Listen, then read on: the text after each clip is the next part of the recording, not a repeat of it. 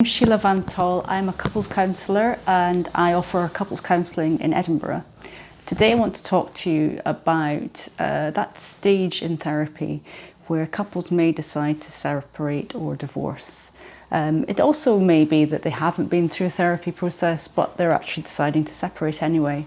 So I thought it'd be really helpful to talk about some guidance as to how to navigate this really difficult time. So people will have a lot of thoughts about ending the relationship, and it's important to be able to have someone to talk to about that, whether it's a friend or a family member or a therapist. Also, there's practicalities such as moving out, what's going to happen, where are they going to go and how are they going to afford this. Also, the legal side of things, if couples are proceeding to divorce, who's going to have majority custody of the children? Is there going to be majority care or is it going to be 50-50? And how are you going to work this out?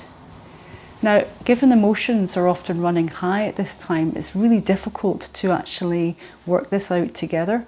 So another area that you might consider is family mediation. There's a service called Family Mediation Scotland, and you can get at a fairly low cost mediation to help you to work through these areas.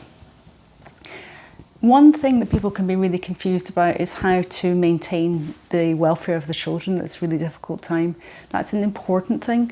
Scottish law will put at the centre of considerations the welfare of the child, and I also invite couples to do that when they're coming for counselling, for me or otherwise, that actually, even if you can't do it for yourself, if you can actually communicate well for the benefit of your children, that really helps.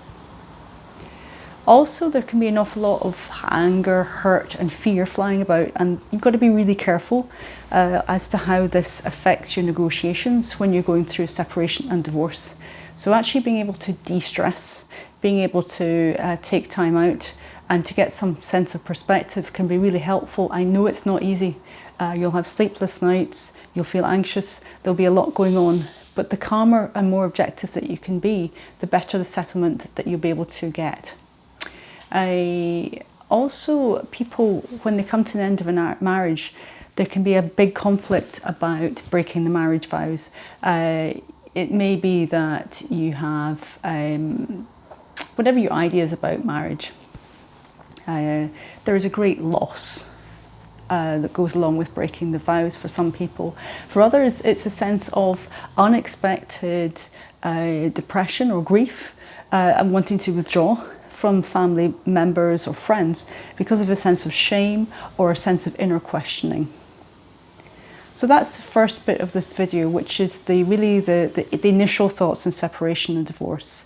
So to summarise, really thinking about looking after yourself, thinking about very clearly how you can establish how you're going to negotiate, and also so that you can get some psychological support with the very tough feelings that come up at this time. Thank you for listening.